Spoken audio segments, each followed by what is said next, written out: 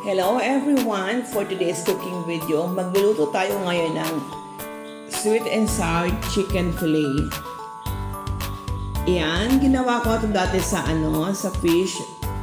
But this time, gagawin naman natin to sa chicken.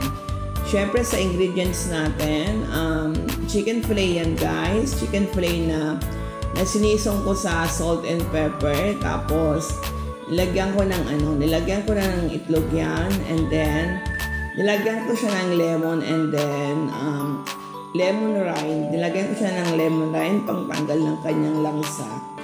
Then sa iba pa nating ingredients, bawang, sibuyas, luya, syempre. Then meron tayong cucumber, pipino, and then carrots para naman may gulay tayo.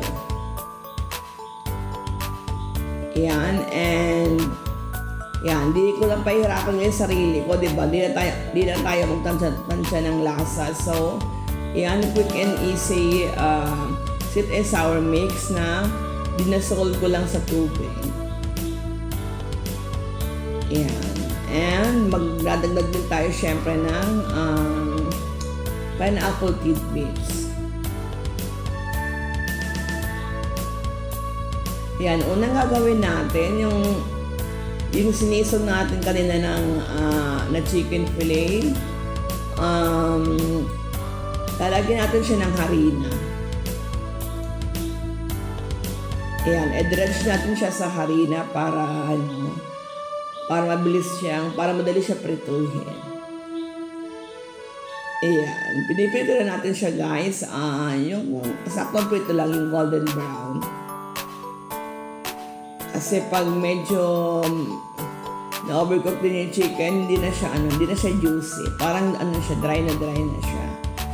Ayan, and yan, set aside na natin yung mga prito natin na chicken. And ang gagawin natin ngayon is, magigisa na tayo ng ating sweet and sour sauce. Ayan, igisa na yung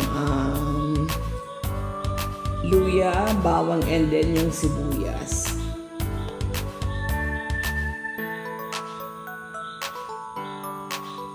Ayan, shout out po pala sa mga viewers itong premiere and sa mga mag-replay. Salamat.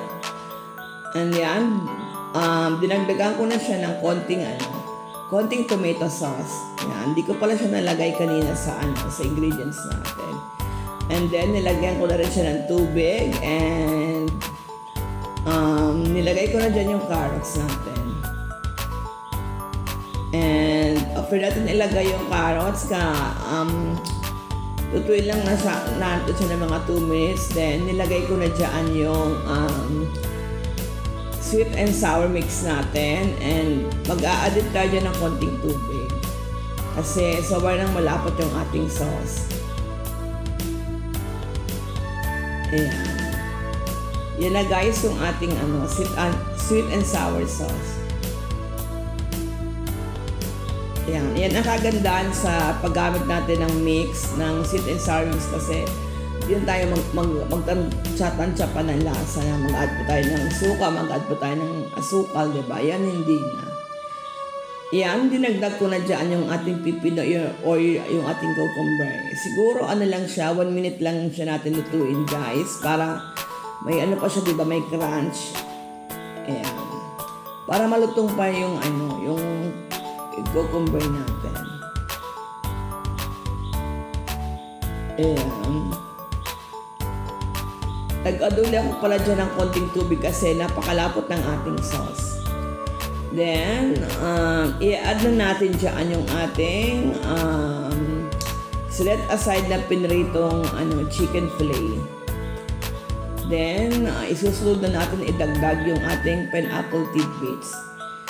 And we'll cook this for about a minute. Ayan. After siguro mga 1 minuto, yan, hahanguin na natin to siya. Hahanguin na natin to.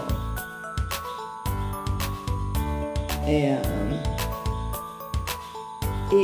I-try nyo rin to guys sa inyong mga chicken, diba? Para hindi lang puro fried chicken, diba? Puro fried o kayong adobang gawin natin sa chicken. Yan, ready na siya guys, 'di ba? Napakasarap tingnan, nakakatakam. Well, this ends my video for today. Sana mag-subscribe po kayo sa aking channel just in case di pa kayo nakasubscribe.